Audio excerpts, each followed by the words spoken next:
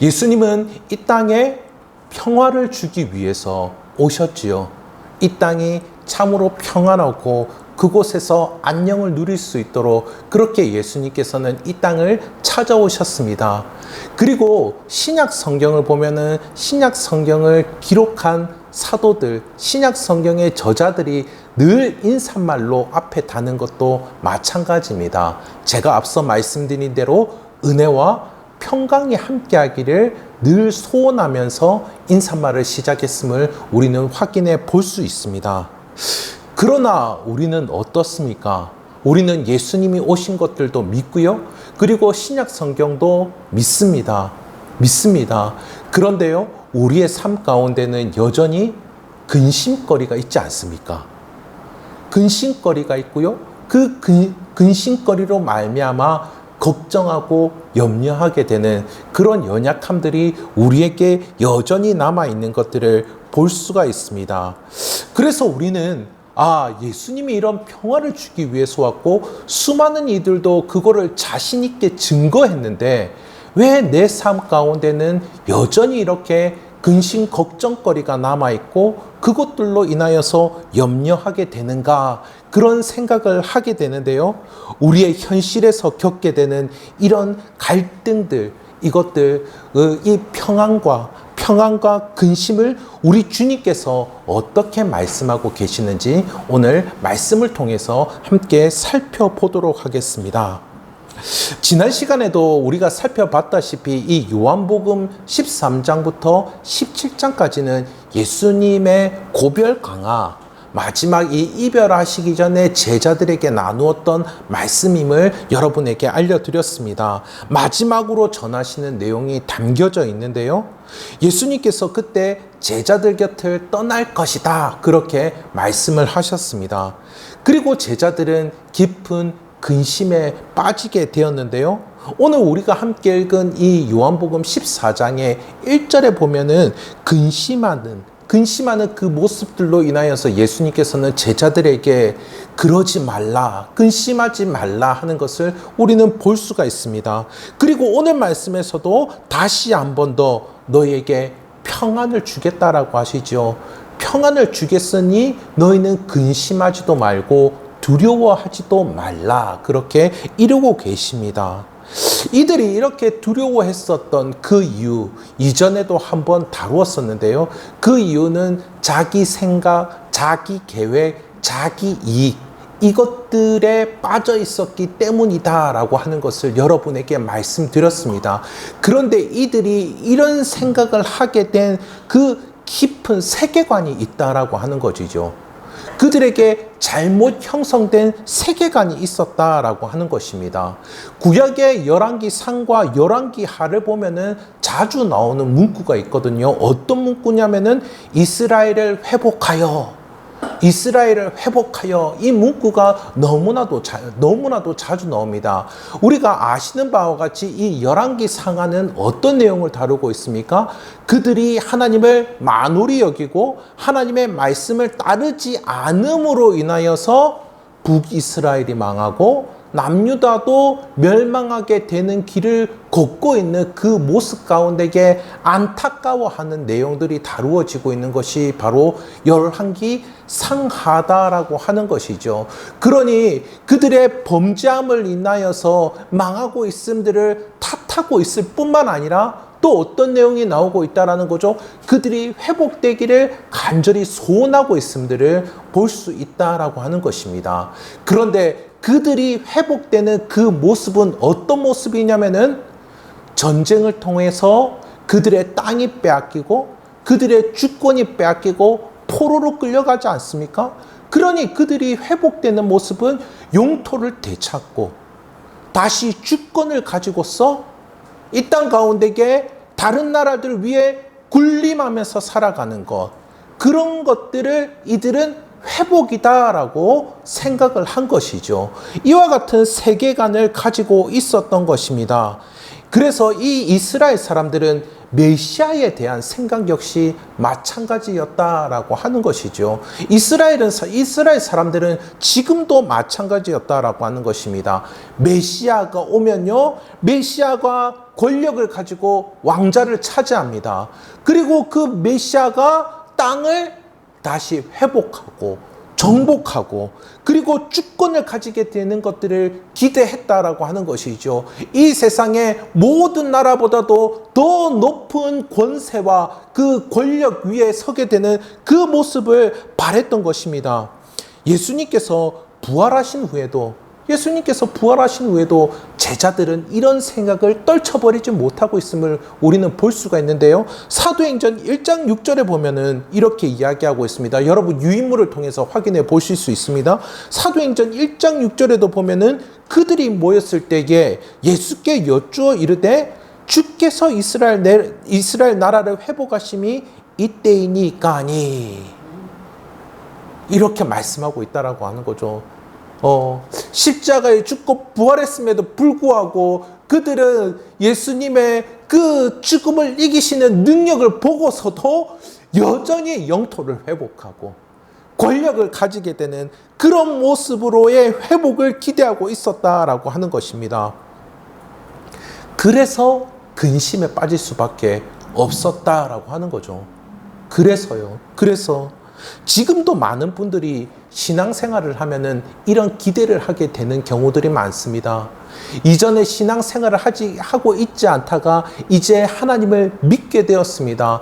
하나님을 믿게 되었으니까 이전보다도 좀 더 일이 잘 풀리고 그리고 살림도 넉넉해지고 만나게 되는 사람들도 정말 좋은 사람들만 만나게 되는 그런 일들이 일어나게 되리라 기대를 하는 것이죠.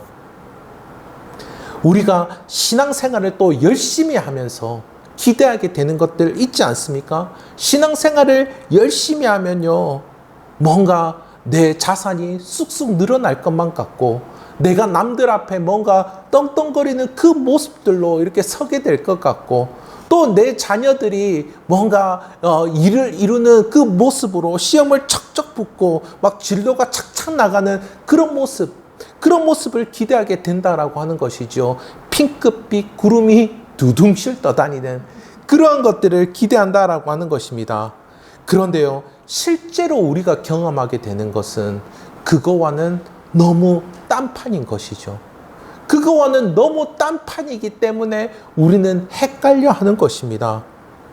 저는 청년 사역을 20년 정도 했습니다. 와, 20년이나 저도 어떻게 그렇게 했는지 모르겠습니다. 예, 청년들이 다 가난하고 가난한 청년들을 돕는 사람이 어떻게 떡떡거리며 살 수 있겠습니까?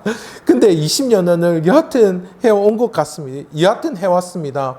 15년 동안 선교회 간사 사역을 했고 그리고 8년 정도 교회 청년 사역도 이렇게 했습니다. 재작년에 사역을 마무리했는데요. 그렇게 청년 사역을 마무리하면서 여러 생각이 참 많이 들었는데 그런데 그것 가운데 제 마음 가운데 제일 많이 생각에 사로잡혔던 것은 무엇이냐면은 20년을 사역을 했는데 그렇다면 잘하는 게 뭐냐? 할 수 있는 게 뭐냐? 특기가 뭐냐? 그런 것들에 대해서 생각을 해봤습니다. 그런데요, 사역을 해오면서도 내가 무엇을 어떻게 해왔는지도 모르고 사역을 했구나 그런 생각이 참 많이 들었고 그리고 그 당시에도 그리고 지금도 여전히 마찬가지구나 그런 생각이 참으로 많이 들었습니다.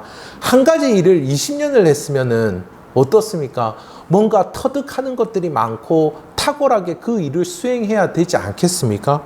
그런데 그렇지 않았다라고 하는 거죠. 왜 이럴까? 그런 생각을 참으로 많이 했습니다. 이거 내가 인생을 살면서 인생을 중간중간에 잘 정리를 했었어야 되는데 그러지 못한 거는 아닌가? 이런 생각도 들었고요. 그리고 또 이런 생각도 들었습니다. 요즘에 세상이 워낙 빨리 변하다 보니까 그런 것들을 내가 따라가지 못해서 그런 것은 아닌가? 이런 생각도 들었고요.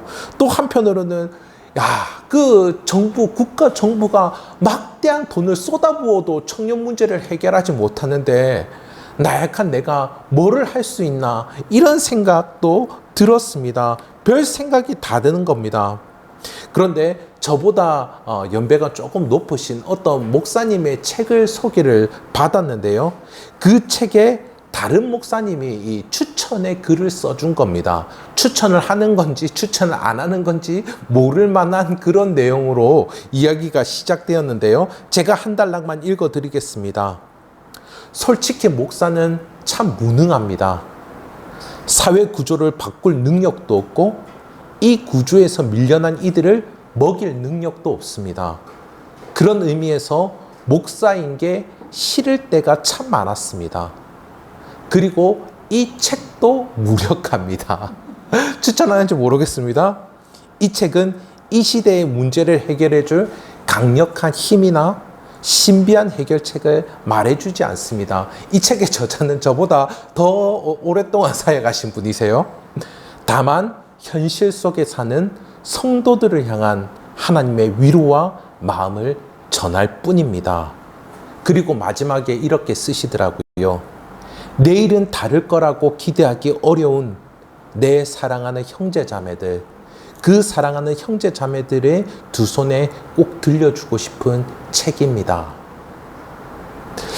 책을 읽기도 전에 이 추천 글을 읽으면서 정말 마음이 먹먹해지더라고요. 사역은 내가 경험한 노하우로 하는 것이 아니구나. 여전히 형제 자매와 함께 울고 하나님의 위로를 나누는 것이구나. 내일을 기대하기 어려운 내 형제 자매들과 함께 하나님 안에 있는 것이구나. 우리 하나님 안에 함께 있자. 그렇게 하는 것, 이것이 사역이다라고 하는 것을 느낄 수가 있었습니다. 지금의 우리들에게도 이 제자들과 같은 근심, 걱정거리가 있지 않은가 모르겠습니다. 저도 이 설교를 준비하면서 평안하라라고 이야기했는데 제 안에 정말 평안이 있나? 그것들을 참으로 이렇게 많이 이렇게 되돌이켜 보았습니다. 저는 이렇게 뭔가 불편하거나 아쉬운 일이 있거나 그리고 뭔가 마음이 조이는 일이 있으면은 아주 가까운 주변 사람들에게 그거를 계속 이야기하는 그런 습관이 있거든요. 그런데 이 본문을, 이 설교를 준비하는 것 가운데 이거를 이야기하지를 못하겠더라고요. 내 안에 정말 하나님이 주시는 평안이 있나?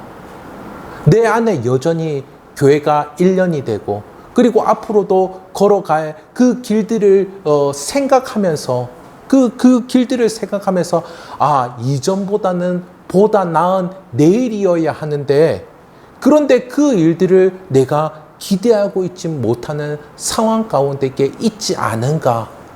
그것들을 돌아다 보면서 여전히 하나님을 찾고 구할 수밖에 없는 정말 연약한 자이구나 라고 하는 것을 다시금 되새길 수가 있었습니다. 그렇다면요, 이 예수님은 근심에 빠져있는 이 제자들에게 어떻게 사역을 하셨을까요? 근심에 빠져있는 이 제자들에게 예수님은 아버지 하나님께 간구했습니다. 뭐라고요? 보혜사 성령님을 보내달라고요. 보혜사 성령님을 구했습니다. 구했습니다. 16절 함께 보도록 하겠습니다. 16절, 그 유인물에 나와 있습니다. 16절 함께 봐주십시오. 내가 아버지께 구하겠으니 그가 또 다른 보혜사를 너희에게 주사 영원토록 너희와 함께 있게 하리니. 예수님께서 성부 하나님께 구하고 계시는데 또 다른 보혜사를 보내어 달라고 그렇게 간구하고 있습니다. 보혜사는 돕는 분이다라는 뜻입니다. 변호하여 주는 분, 도와주시는 분, 그런 뜻인데요. 또 다른 보혜사다 이렇게 이야기하는 것들을 볼 때 그 이전에 이 보혜사 말고 원래 보혜사가 있음을 알 수 있습니다. 원래 보혜사는 누구일까요? 원래 보혜사는 누구일까? 원래 보혜사는 예수님이시죠. 예수님이 이 제자들과 함께하며 그들을 전적으로 도와주셨습니다. 그런데 이제 예수님이 떠나려고 하니 무슨 이야기를 하고 계십니까? 제자들이 떠나려고 하는 그 순간에 근심거리가 있으니 이 제자들을 위해서 성령님을 보내어 주시옵소서 그렇게 간구하고 있음을 우리는 볼 수 있습니다. 그리고 그 성령님께서 오셔서 제자들과 얼마 동안 제자들과 함께 있을까요? 성령님께서 오셔서 제자들과 얼마나 함께 있는다고 하셨을까요? 예수님은 3년 반 정도 제자들과 함께 있었는데 예수님은 성령님이 얼마나 제자들과 함께 있도록 간구하고 계십니까? 영원토록 함께 있도록 간구하고 계시다라고 하는 것이죠. 이어 17절을 보도록 하겠습니다. 그는 진리의 영이라 세상은 능히 그를 받지 못하나니 이는 그를 보지도 못하고 알지도 못함이라. 그러나 너희는 그를 아나니 그는 너희와 함께 거하시며 또 너희 속에 계시겠음이라.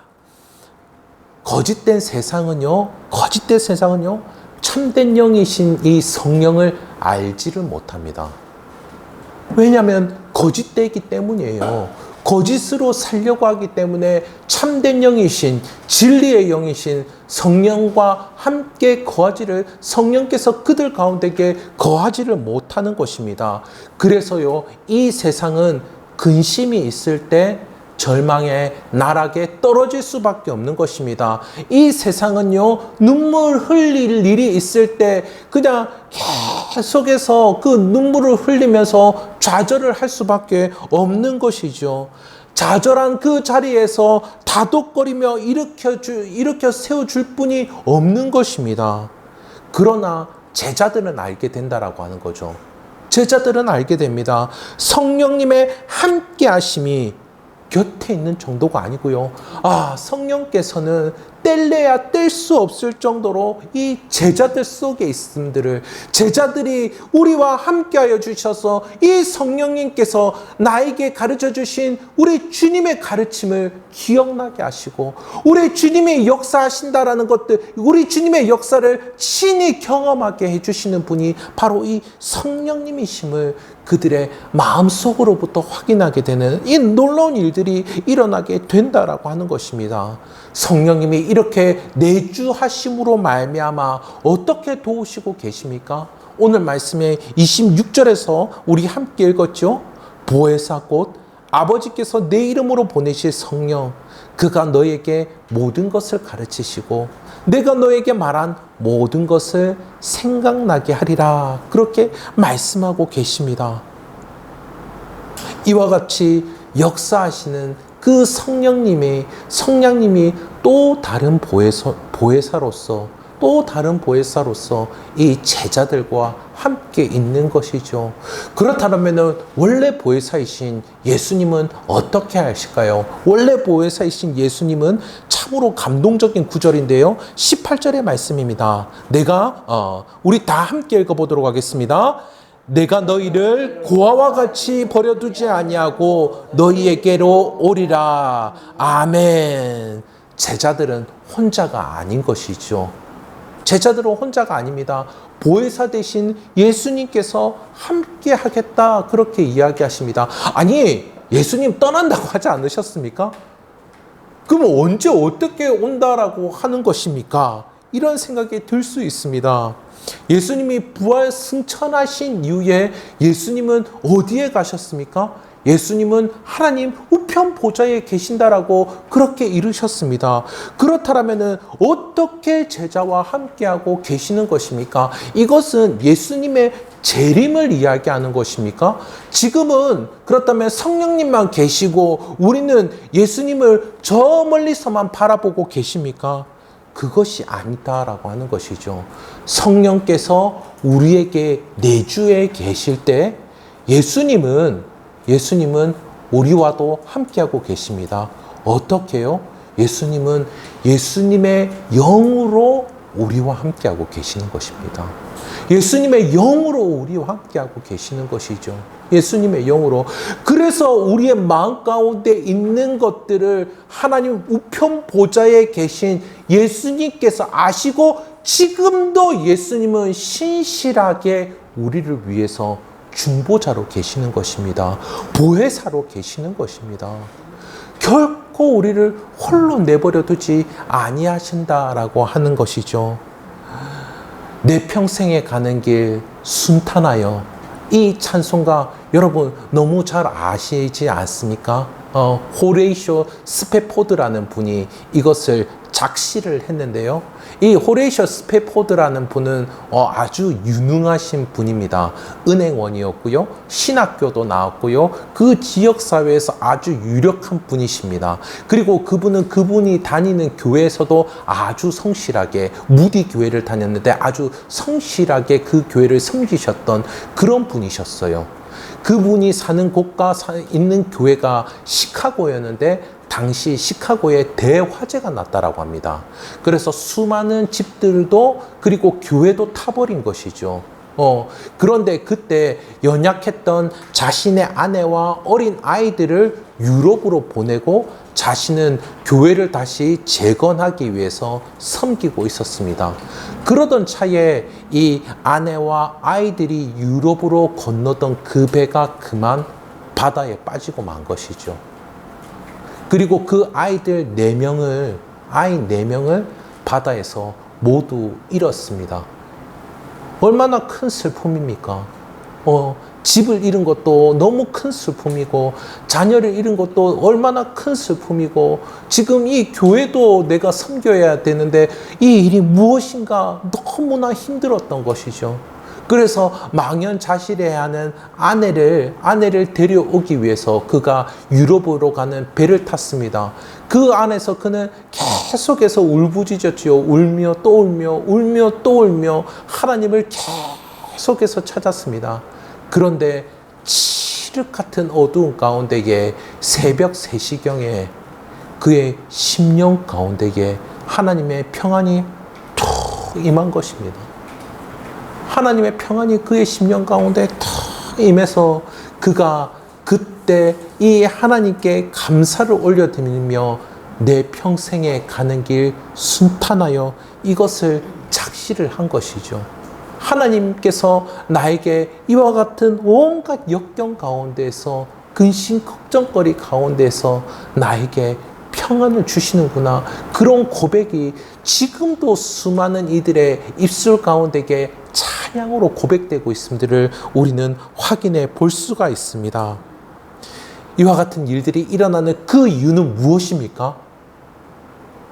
또 다른 보혜사 대신 성령께서 우리의 심령 가운데에 계시기 때문인 줄 믿습니다. 뿐만 아니라 보혜사이신 예수님께서 지금도 우리를 위하여서 중보하고 계심을 믿습니다.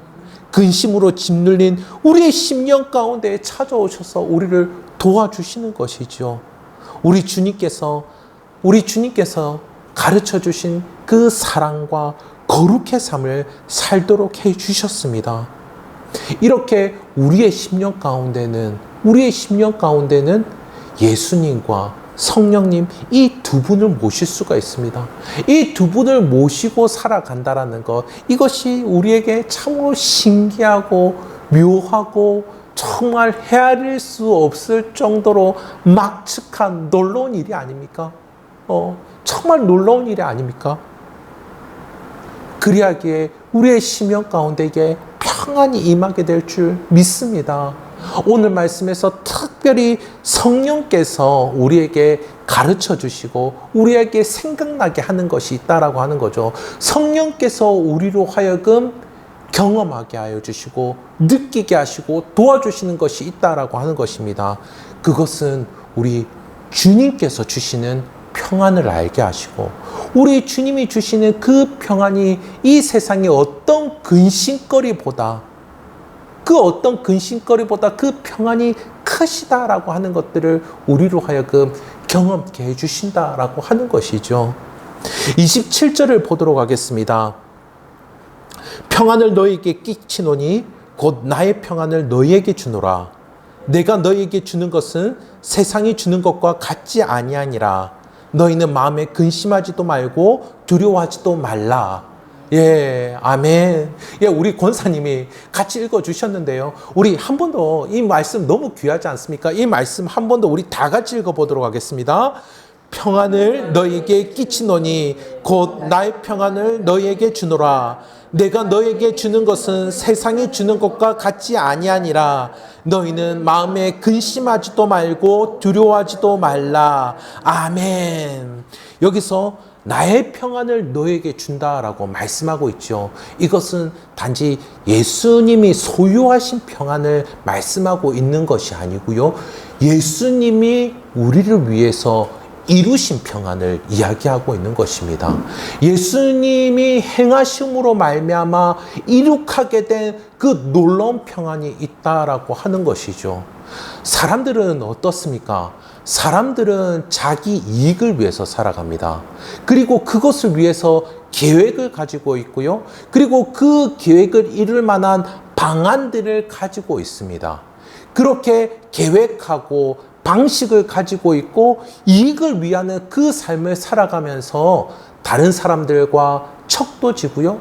다른 사람들보다 내 주장을 앞세우게 되고요. 그것 가운데 불화하게 되는 그런 모습을 볼 수가 있습니다. 그런데요, 이 모습이 다른 사람에게만 그렇게 할까요? 아니다라고 하는 것이죠. 하나님을 그렇게 대하는 것입니다. 하나님을요. 하나님을 그렇게 대하고 있는 그 모습 가운데에서 하나님은 어떻습니까? 공의로우신 하나님. 공의로우신 하나님은 그것 가운데에서 죄를 벌하실 수밖에 없는 하나님이시다라고 하는 겁니다. 그렇게 불화하고 그렇게 자신만으로 똘똘 뭉쳐져 있는 그를 향하여서 하나님은 분노하실 수밖에 없고 하나님은 그의 죄를 벌하실 수밖에 없다라고 하는 것입니다. 그러나 우리 주님께서 어떻게 하셨습니까? 우리 주님께서 하나님의 그를 향한 하나님의 사랑의 마음을 담아서 죄와 벌에 대한 그 모든 대가를 다 치르시지 않으셨습니까? 그래서 우리에게 일어나는 일이 무엇이죠? 그래서 우리에게 일어나는 일은 우리는 하나님을 아버지라고 부르며 하나님께 담대하게 나아갈 수 있습니다. 우리는 하나님께 기도하며 하나님과 대화를 할 수 있습니다. 우리는 하나님의 자비하심과 사랑과 거룩함을 풍성하게 경험하면서 하나님과 때려야 뗄 수 없는 것 가운데 하나님의 그 성품의 풍성함을 누리게 되는 일들이 일어나게 되는 것이죠. 이 모든 것들은 예수님께서 우리를 위해서 마련해 주신 평안입니다. 우리를 위해서 마련해 주신 평안이다라고 하는 것이죠. 그러나 이 세상이 주는 평안은 어떨까요? 이 세상이 주는 평안은 돈이 있어야 평안하지, 높은 자리에 있어야 평안하지, 잘 나가는 일을 하고 있어야지 평안하지, 이런 조건을 위해서 수고해야 되는 평안입니다. 이 세상의 평안은요. 하지만 이런 조건을 다 갖추어 보십시오. 문제는 이런 조건을 다 갖추어도 평안하지 않다라고 하는 것에 문제가 있습니다. 평안하기 위한 조건을 갖추기 위해서 온갖 수고를 다 했는데, 그런데 웬걸요? 평안하지 않다라고 하는 것이죠. 평안하지 않다라고 하는 것입니다. 그래서 사람들은 허무해집니다. 허무해지죠. 수고하면서 조건을 다 갖췄는데 이게 뭐냐라고 하는 것입니다. 그래서 세상이 주는 평안을 위해서 살아갈 때 우리는 또다시 근심에 빠질 수밖에 없다라고 하는 것입니다. 반면에 주님께서 주시는 이 평안은 어떻습니까? 주님께서 주시는 이 평안은 우리를 기쁘게 한다라는 거죠. 우리를 기쁘게 합니다. 평안을 위해서 수고하는 그 사람들에게 우리 주님께서 마련해 주신 그 평안을 경험했던 그 사람들의 표정을 보신 적이 있습니까, 여러분? 학업을 위해서, 취업을 위해서, 가정을 위해서 수고하고 있는 그 사람, 그 자신의 삶과 가정을, 그 평안을 위해서 수고하던 그 사람들에게 우리 주님의 평안이 임했을 때 그들이 어떤 모습으로 표정이 변하는지 보신 적이 있으십니까? 이전에 학생들에게 제자 훈련을 가르치던 중에 그 그룹에 제가 능히 사람들이 일상 잘 아는, 그리스도인들이 일상 잘 아는 마태복음 11장 28절의 말씀을 들려주었습니다. 수고하고 무거운 짐진 자들아 다 내게로 오라, 내가 너희를 쉬게 하리라. 이 말씀을 딱 했는데 웬걸요, 한 자매가 제 여기 어깨 이 밑에 여기를 탁 치면서 이걸 왜 이제 말씀해 주세요, 그렇게 이야기하는 겁니다. 저도 너무 깜짝 놀랐습니다. 제가 여기 살집이 좀 있어서 타격감이 있지 않습니까? 다 소리가 나면서요, 왜 이걸 이제 말씀해 주세요, 이렇게 이야기를 하는 겁니다. 그 자매가 이 말씀을 한 번도 들어본 적이 없을까요? 아니요, 너무나 많았을 것입니다. 그런데 그 말씀을 이야기하는 그 순간 성령님이 함께함으로 그 자매의 마음 가운데에 평안이 임하게 된 것이죠. 이제까지 내가 학업을 하고 학교 들어오기 위하여서 그렇게 하면 평안할 줄 알고 이렇게 수고하며 살아왔는데, 앞으로도 취업을 위해서 내가 지금 그렇게 하면 평안하게 살 줄 알고 이렇게 수고하며 살아왔는데, 우리 주님이 수고하고 무거운 짐진 자들아 다 내게로 오라, 내가 너를 쉬게 하리라, 이 말씀을 하니 이 자매가 너무 은혜롭고 감격스러워서 그 말씀을 전한 저의 이 어깨를 탁 친 겁니다. 때가 되어서 성령님의 역사를 경험하게 된 것이죠. 한때 저와 같이 이 예배를 섬기셨던 한 집사님이 계십니다. 안수 집사님이셨는데요. 이분은 말씀하시기를 우리 보통 이렇게 젊었을 때, 어렸을 때에 교회 생활을 시작한 사람이 쭉 함께 한다고 하지 않습니까? 그런데 이분은 나이가 다 들고 가정도 이루고 그리고 성인 남성이 사실 예수님을 믿기는 쉽지 않다, 그렇게 이야기하는데요. 이분은 나이가 40이 넘어서 이렇게 먼저 교회를 오게 되고 그 다음에 아내도 같이 교회를 오게 된 그런 분이셨습니다. 이분은 이렇게 굉장히 좋은 일자리도 가지고 있었고요. 그리고 아이들도 잘 자라고 있었어요. 가정에 별 문제가 없는 것처럼 그렇게 보였습니다. 그런데 이분의 개인적으로는 그 마음 가운데에 더 이상 이렇게는 못 살겠다. 아이들이 싫어서도 아니고요, 아내도 싫어서도 아니고요, 자기 환경이 싫어서도 아니고요, 그래야 개인적으로 자기는 더 이상 이렇게는 못 살겠다, 이런 마음이 계속해서 올라오게 되었고, 참지 못해서 그냥 다짜고짜 교회 예배에 출석을 했답니다. 다짜고짜 교회 예배에 출석을 했는데 예배를 드리고 나서 이분이 하염없이 눈물을 흘렸다고 합니다. 하염없이 눈물을 흐르고, 그런데 계속해서 눈물을 흐르고 그 다음 예배가 있을 때까지도 계속 눈물을 흐르고, 눈물을 흘린 채 1부 예배, 2부 예배, 3부 예배, 4부 예배 이렇게 다 들으셨다고. 그리고 또 집에 가서 또 울고, 직장에 가서 또 울고, 또 예배 와서 교회 와서 또 울고, 그렇게 2주간을 보내셨다. 그렇게 2주간을 보내셨다라고 이야기하시더라고요. 그런데 그 2주간을 울고 나니까 그 다음부터 자신의 마음 가운데에서 다른 눈물이 흐르더라고, 그렇게 이야기를 하더라고요. 주님께서 마련해 주신 평안이 그 마음 가운데 딱 자리 잡고 나니까 그때부터는 그 눈물이 기쁨의 눈물로 바뀌게 되었다. 자기 남편이 변한 그 모습을 보고 아내분도 따라서 교회를 나오고요, 자녀들도 전부 다 그렇게 예배를 드리는 그 모습의 가정이 되었습니다. 또한 주님께서는 주님께서 주시는 이 평안을 우리를 담대하게 합니다. 담대하게요. 담대하게. 내 부모가 있다. 나를 지켜주시는 분이 있다. 나를 보호해 주시는 분이 있다. 그것만큼 이렇게 단단하게 설 수 있는 반석은 없을 것입니다. 그런데요, 그것이 영원토록 우리의 마음 가운데서 지켜준다라고 하는 이것은 참으로 우리를 담대하게 하는 것임을 믿습니다. 여러분, 찻잔 속의 폭풍이라는 그 표현을 들어보셨습니까? 찻잔 속의 폭풍이요. 찻잔 속에. 찻잔의 폭풍이 아무리 요란하게 요란하게 쳐봤자 우리의 삶에는 아무런 영향이 없는 것이죠. 아무런 영향이 없는 것입니다.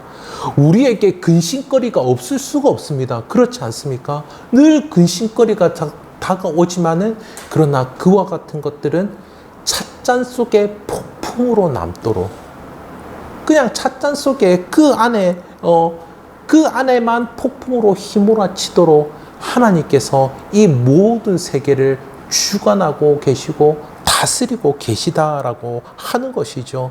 그 찻잔 밖에 거대한 세계는 우리 주님께서 다스리고 계시는 것입니다. 그러니 그 근심 가운데서도 우리는 담대하게 설 수 있는 것이죠. 우리의 한 발걸음을 굳세게 내딛을 수 있는 것입니다. 그리고 주님께서 우리에게 주시는 이 평안은 우리로 하여금 우리 주님을 사랑하게 합니다. 사랑하게 합니다. 철로 역정을 쓴 존 버년이 이렇게 고백을 하는데요. 내가 기쁘게 갈 수 있는 것은 나의 평안이 사랑의 불꽃을 일으키기 때문입니다. 나의 평안이 사랑의 불꽃을 일으키기 때문입니다. 지금의 내 모든 것과 장래의 모든 것까지 오직 당신을 위한 것이 되게 하소서. 흔들 수 없는 이 평안을 어때요? 자신의 생명을 제물로 바쳐서 우리에게 주신 우리 주님이십니다. 그러니 우리는 우리 주님을 사랑할 수밖에 없습니다. 그래서요, 우리 주님, 예수님과 함께 하고 싶고, 예수님의 말씀을 더 듣고 싶고, 예수님의 말씀을 따르고 싶어지지요. 예수님을 나의 주님으로 모시고, 예수님께 내 삶을 기꺼이 내어놓는 그런 모습 가운데에 이르게 됩니다. 예수님이 그 뜻하신 것 가운데에 나의 최선을 드리고 싶은, 오스왈드 챔버스 목사님이 이야기하셨죠. 주님은 나의 최고봉이라고. 주님께 나의 최선을 드리고 싶은 그런 마음이 생겨나는 것이죠. 주님의 평안은 우리를 이렇게 불꽃과 같이 빛나게 하며 열정으로 살아가게 하는 것입니다. 주님을 열정적으로 그렇게 사랑하며 살아가게 하는 것이죠.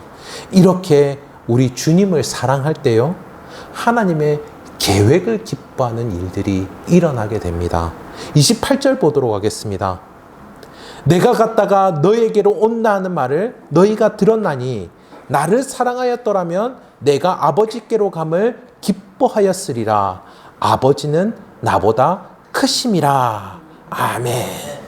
제자들이 예수님을 떠난다라고 하는 이 말은 제자들 자신의 계획과는 달랐기 때문에 그들에게 근심거리였던 것이죠. 그러나 예수님을 사랑한다면 예수님이 길이요, 진리요, 생명이시기 때문에 우리는 예수님을 믿고 따를 것입니다. 여기서 보면은 아버지는 나보다 크심이라 이렇게 말씀하고 있는데요. 이 말씀이 무엇이냐면 실제로 하나님이 예수님보다 더 크다라는 그 말씀이 아니고요. 어때요? 우리를 구원하기 위한 하나님의 계획이 있으시다라는 거죠.